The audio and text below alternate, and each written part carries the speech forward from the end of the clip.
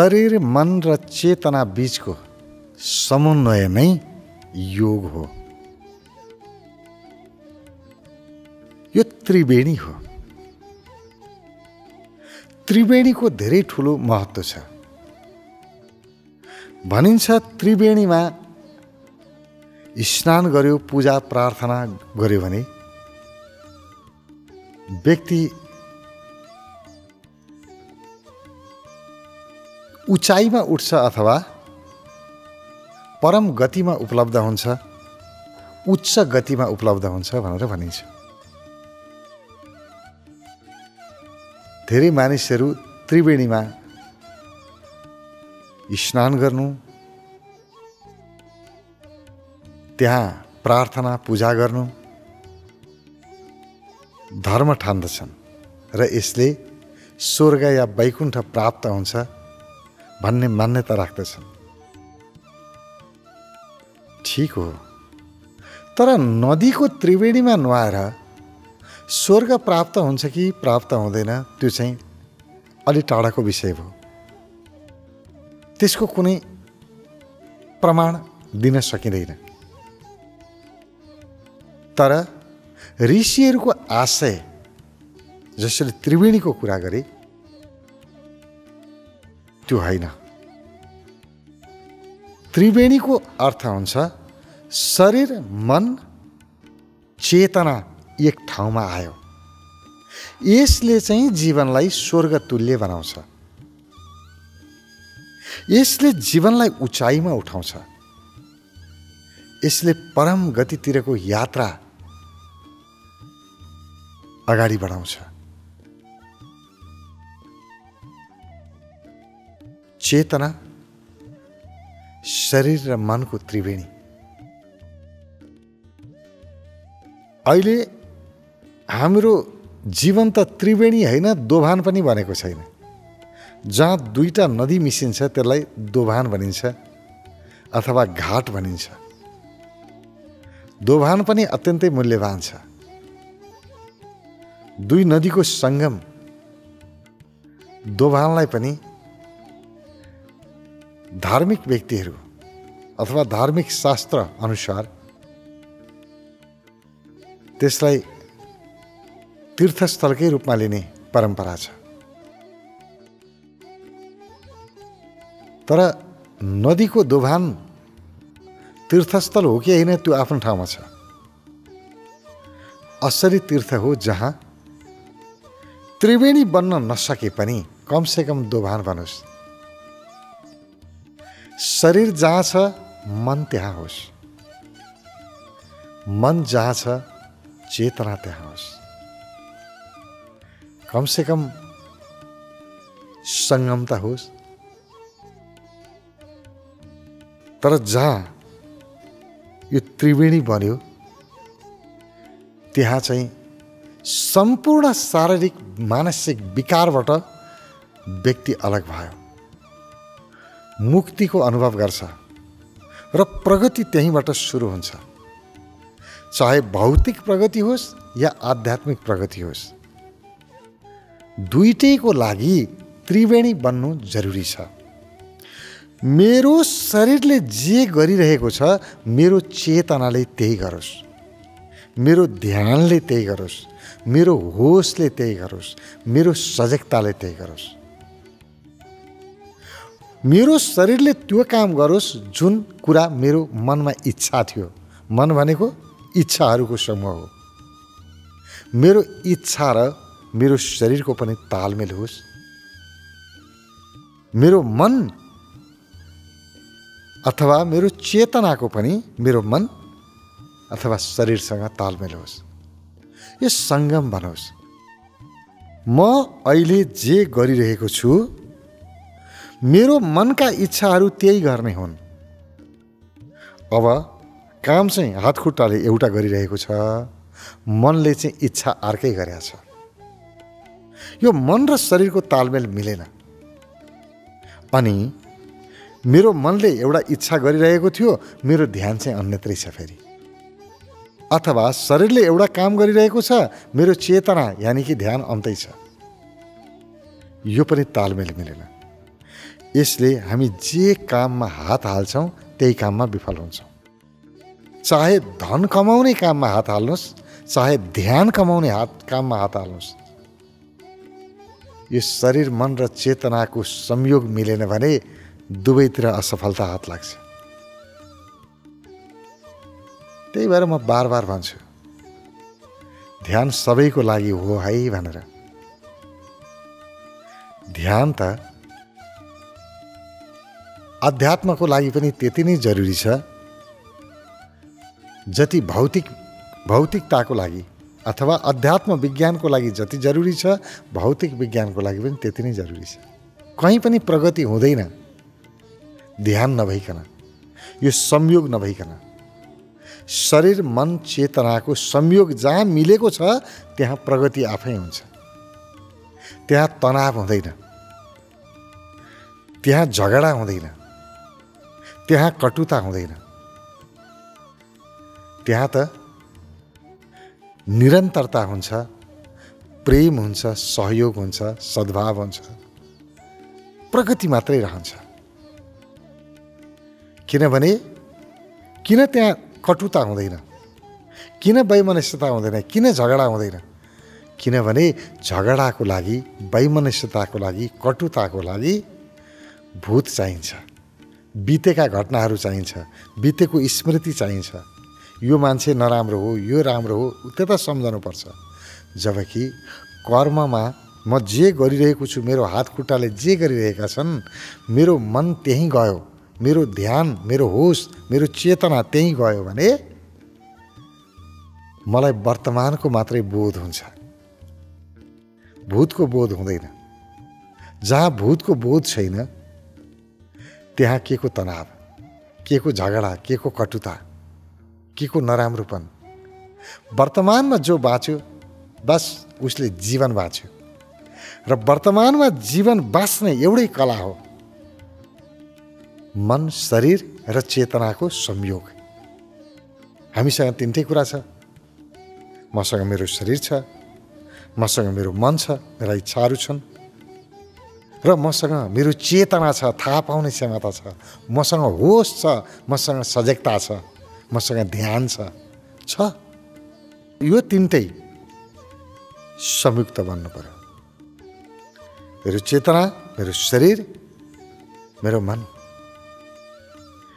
एक ठाउँमा लिएर आउँ, यति शक्ति प्राप्त हुन्छ हामी अनुमान पनि गर्न सक्दैनौँ। त्यति शक्ति प्राप्त हुन्छ। तिनटै शक्ति एकै ठाउँमा आयो नि, चेतनाको शक्ति, शरीरको शक्ति, मनको शक्ति एकै ठाउँमा आयो। कति शक्ति भयो होला। जबकि मानिसहरू भन्छन् शारीरिक शक्तिभन्दा मानसिक शक्ति हजारौँ गुणा शक्तिशाली छ। यसको अर्थ मन एक्लै पनि धेरै शक्तिशाली छ।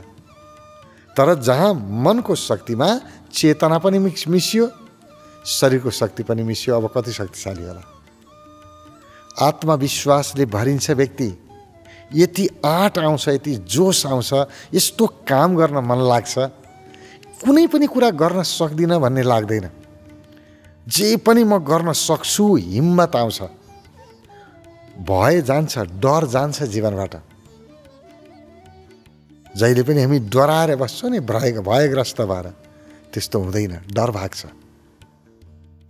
त्यसका लागि मात्रै एउटै अभ्यास, शरीर मन चेतनाको संयोग बनोस्, तिनटै एकै ठाउँमा आओस्, त्रिवेणी होस्, र बस्ने ठाउँ नै त्रिवेणी हो। जो त्रिवेणीमा एकैछिन पनि टिक्यो, त्यो त्रिवेणीमा स्नान गर्यो, त्यो व्यक्तिले पुण्य कमायो। पुण्य कमायो भने के हो? पुण्य कमाएपछि सुख पाउँछ, त्यति नै हो। जसले आफ्नो शरीर मन चेतनालाई त्रिवेणी बनायो त्यसको जीवनमा त सुखै सुख। जेमा हात हाल्छ त्यसैमा सफल हुन्छ। कुनै पनि काममा सफलता दिलाउँछ।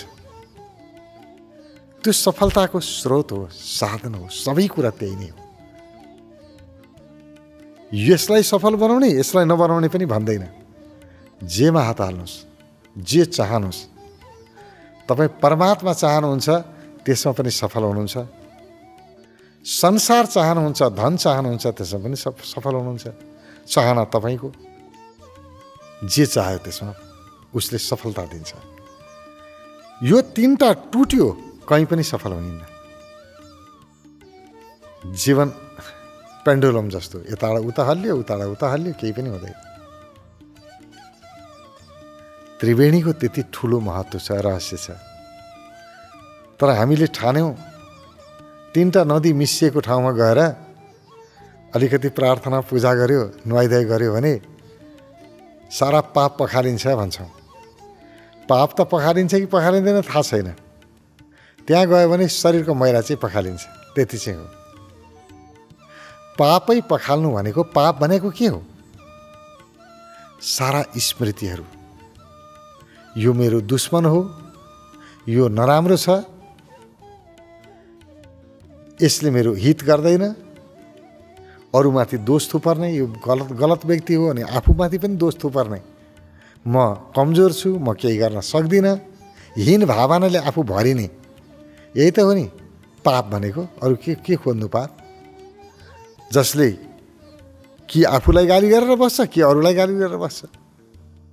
कहिले अरू मान्छेलाई गाली गर्छ, कहिले आफ्नै भाग्यलाई गाली गर्छ। मेरो त भाग्यै फुट्याएर छन्, कस्तो कर्म लिएर आएछु, आफूलाई गाली गरेर बस्छ। त्यही त हो नि पाप।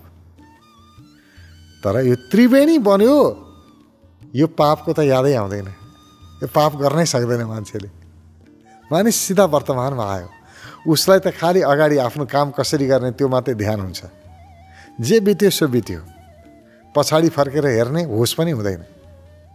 जहाँ शरीर छ मन त्यहीँ आइदियो, जहाँ शरीर छ चेतना त्यहीँ आइदियो। मेरा हात खुट्टाले जे गरिरहेको छन् मेरो मनले पनि त्यही गर्यो, मेरो ध्यानले पनि त्यही गर्यो, मेरो होसले पनि त्यही गर्यो। जे म गरिरहेको छु मेरो सजगता, मेरो होस त्यसैमा छ। म हात चलाइरहेको छु, मेरो होस एक चलाइप्रति छ। हात चलाएँ मलाई थाहा छ। अरू कुरा किन थाहा पाउनु पऱ्यो नि? मेरो शरीरले जे गरिरहेछ त्यही थाहा पाए भएन? यहाँ हात चलिरहेको छ, अरू कुरा थाहा पाएर के गर्ने? यसैले थाहा पाउनु पऱ्यो नि। अब प्रगति हुन्छ कि हुँदैन? सारा चिन्ता तनावबाट पनि मुक्त, अनि आफ्नो काममा ध्यान लगाएर काम गरेपछि को सफल हुँदैन? जेमा ध्यान लाग्यो त्यही सफल भइहाल्छ नि। बिना ध्यान सफलता पाइन्छ र? त्रिवेणी, तीनटा शक्ति हामीसँग, मूल शक्ति तीनटा शक्ति छन्। मानसिक शक्ति, शारीरिक शक्ति र चैतन्य शक्ति। मेरो चेतना, मेरो होस, यो तीनटाको संयोग त्रिवेणी नै जीवन हो। जीवन भनेकै त्यही त्रिवेणी हो। र मलाई म भन्छु भने म भनेको त्यति हो, अरू केही पनि होइन। कति मानिसहरू भन्छन् यो म होइन, त्यो म होइन, यो म होइन, शरीरमा होइन, मनमा होइन। जति होइन भने नि के गर्नु? शरीर नभए म हुन्न, शरीर नभए मन पनि हुँदैन। अब होइन भनेर के गर्नु? होइन, म को हुँ? शरीर मन चेतनाको संयोग हुँ, त्रिवेणी हुँ। म त्यही हुँ। जहाँ मेरो शरीर पनि छ, जहाँ मेरो मन पनि छ, जहाँ मेरो चेतना पनि छ, तिनटैको संयोग जहाँ बन्यो त्यही म हुँ। मेरो याद गर्नु भनेको त्यही तिनटाको याद गर्नु। एकैपटक शरीरको, चेतनाको, मनको याद एकैपटक गर्नु आफ्नो याद गर्नु हो, मेरो याद गर्नु हो। मलाई चिन्नु भनेको के हो? कति मान्छे भन्छन् आफैलाई चिनेको छैन, अरूलाई के चिन्ने? आफूलाई नै चिनिएन। आफूलाई चिन्ने तरिका के हो? शरीरलाई जान, शरीरको आवश्यकता चिना, शरीरलाई कहाँ अप्ठ्यारो भयो, कहाँ सप्ठ्यारो भयो, शरीरलाई पढ, शरीरमा ध्यान देऊ। हामीलाई त शरीरमा ध्यान छैन, आफ्नो वासनामा मात्रै ध्यान छ। आफ्नो वासना पूर्ति गर्नको लागि शरीरलाई जुन खाल्टोमा हाल्नु पर्यो पनि हाल्छौँ हामी। शरीरको ख्याल कहाँ छ र हामीलाई? होइन, वासनातिर ध्यान लैजाने होइन, शरीरको सप्ठ्यारो अप्ठ्यारो कस्तो छ, शरीरको हितमा आफ्नो ध्यान लैजाने। शरीर अनि त्यसपछि मन। आफ्नो मनलाई पढ्नुहोस्। पहिला शरीरको अध्ययन अनि मनको अध्ययन। मेरो मन कस्तो छ, मेरा विचारहरू कस्ता छन्, मेरा भावनाहरू कस्ता छन्, मेरा आनी बानी कस्ता छन्, बानी बेहोरा कस्ता छन्, मसँग कस्ता गुण छन्, कस्ता अवगुण छन्, मनका विभिन्न आयामहरू छन्। कस्तो कस्तो इच्छा गर्दा कस्ता विचार चल्ला रहेछन्, कस्तो प्रकारको इच्छा गर्दा कस्तो विचारहरू चल्ला रहेछन्, कस्तो विचारले म दुखी हुँदो रहेछु, कस्ता विचारले सुखी हुँदो रहेछु, एक एक कुरा पढ्ने नि, हेर्ने, मनलाई बुझ्ने। पहिला शरीरको अध्ययन, मनको अध्ययन, त्यसपछि आफ्नो चेतनाको अध्ययन। मसँग होस, यो होस नभए के हुन्थ्यो? मैले थाहा पाउने क्षमता छ, म सबै कुरा थाहा पाइरहेको छु, यो थाहा पाउने क्षमतै नभए के हुन्थ्यो? अचेत भयो भने के हुन्छ? चेत भयो भने सबै थाहा हुन्छ, अचेत भयो भने के पनि थाहा हुँदैन। आज सब कुरा थाहा पाएको छु, चेतनाको कारणले थाहा पाएको छु। यो चेतना के हो? यो चेतना चाहिँ के हो? यो चेतनाको स्रोत के हो? कहाँबाट उत्पन्न हुँदो रहेछ चेतना? मन कहाँबाट उत्पन्न हुँदो रहेछ? कस्ता विषयबाट कसरी मन बन्दो रहेछ? मन त बन्ने बिग्रिने हो, पहिलेदेखि मन हुँदैन। मन त विषयले बनाउँछ। कस्ता कस्ता विषयले कस्तो कस्तो मन बनाउँदो रहेछ? कहिले राम्रो मन, कहिले नराम्रो मन। कसरी राम्रो नराम्रो हुँदो रहेछ मन? अध्ययन, आफ्नो चेतनाको अध्ययन। यो चेतना हो के? कहाँबाट उत्पन्न हुन्छ? यही चेतनाको कारणले मैले सारा जगतलाई जान्दछु। चेतना नभए अचेत भयो भने केही पनि जान्दिनँ। यो चेतना कहाँबाट आयो? यसको अध्ययन। यसैलाई भनिन्छ आफूलाई जान्नु, आफूलाई चिन्नु भनेको शरीर मन चेतनालाई चिन्नु। जहाँ यो चेतना शरीर र मनको सङ्गम बन्यो, त्रिवेणी बन्यो, तिनटैलाई जान्न सजिलो हुन्छ। छुट्टा छुट्टै जानिरहनु पर्दैन, एकै ठाउँमा एकै पटक जान्न सकिन्छ। बस आफ्नो शरीर, आफ्नो मन, आफ्नो चेतनाको एकै पटक याद, यसैलाई ध्यान भनिन्छ। ध्यान भनेको तिनटै चिजको विकास गर्नु। शरीरलाई स्वस्थ राख्नु, शरीरको विकास, मनलाई स्वस्थ राख्नु, मनको विकास, चेतनालाई स्वस्थ राख्नु, चेतनाको विकास। अरू मसँग जान्ने क्षमता बढोस्, अरू चैतन्यता बढोस्, मसँग जिउँदोपन अरू बढोस्। ध्यानको अभिप्राय नै यही हो। ध्यानमा पनि अझ विशेष गरेर पुरै समग्रतामा शरीरको ऊर्जा, मनको ऊर्जा, चेतनाको ऊर्जालाई जान्नको लागि ऊर्जा ध्यान अझ महत्त्वपूर्ण छ। ध्यानमा पनि सर्वश्रेष्ठ ध्यान विधि हो ऊर्जा ध्यान। ऊर्जा ध्यानले यो तिनटै क्षेत्रमा गहन गहिरो रूपमा काम गरेको हुन्छ। यसले गहिरो अनुसन्धान गरेको छ आफूभित्र। एउटा एउटा आयामलाई यसले उजागर गर्छ। यसले आफ्नो शरीरलाई स्वस्थ राख्ने विधिदेखि लिएर मनलाई र चेतनालाई स्वस्थ राख्ने विधिहरू एकैपटक प्रयोग गराइरहेको हुन्छ। त्यसकारण ऊर्जा ध्यानको महत्त्व छ। र कुनै पनि ध्यान, ऊर्जा ध्यान मात्रै होइन, जुनसुकै ध्यानका विधिहरू प्रयोग गरौँ अथवा जीवनमा गर्नु योग्य गर्नुपर्ने कुनै पनि काम गरौँ। अब कुन काम गर्ने कुन नगर्ने त व्यक्तिको आफ्नो स्वतन्त्रता हो, आफ्नो इच्छा हो। उसले जे छनौट गरेको छ त्यो काममा सफलता पाउनको लागि, त्यसमा अगाडि बढ्नको लागि यो शरीर मन चेतनाको एकत्व, संयोग, योग अत्यन्तै आवश्यक छ। संयोगको अर्थ हुन्छ सम, तिनटैको बराबर शक्ति एकै ठाउँमा भयो। समयोग, तिनटैको बराबर योग बन्यो, तिनटै जोडिए। जोडिनुमा एउटाको मात्रै हात रहेन, तिनटैको हात रह्यो, तिनटैको संयुक्त प्रयासबाट जोडिए। तिनटैको संयुक्त प्रयास भनेको के हो भने नि, मेरो चेतना त जोडिएको छ, ध्यान त म त होस त त्यसमा जोडेको छु, तर मन लागेको छ कि छैन भन्ने हुन्छ कि। कतिको म सजग हुन्छु, सजग, मन चाहिँ त्यसमा जोडिएको हुँदैन। मन चाहिँ अन्तै भाग्छ। बेकारमा यहाँ ध्यान गरियो, के हेरिरहनु आफूलाई, अन्तै जानुपर्ने रहेछ, मन अन्ततिर भाग्छ। त्यस्तो हो भने मन चाहिँ राजी भएन, मनको चाहिँ पावर थिएन त्यसमा। त्यसकारण समयोग तिनटैको बराबर शक्ति, तिनटैको बराबर इच्छा, यसरी शरीर, मन, आफ्नो चेतना, यसलाई संयुक्त रूपमा एक ठाउँमा लिएर आउनु, योग बनाउनु नै जीवन विकास, जीवनको प्रगतिको मूल सूत्र हो। यही नै ध्यान हो। यसैले नै जीवनमा हरेक व्यक्तिलाई प्रगति उन्मुख गराउँछ। जेमा हात हाल्नुहोस् त्यसैमा सफलता दिलाउँछ।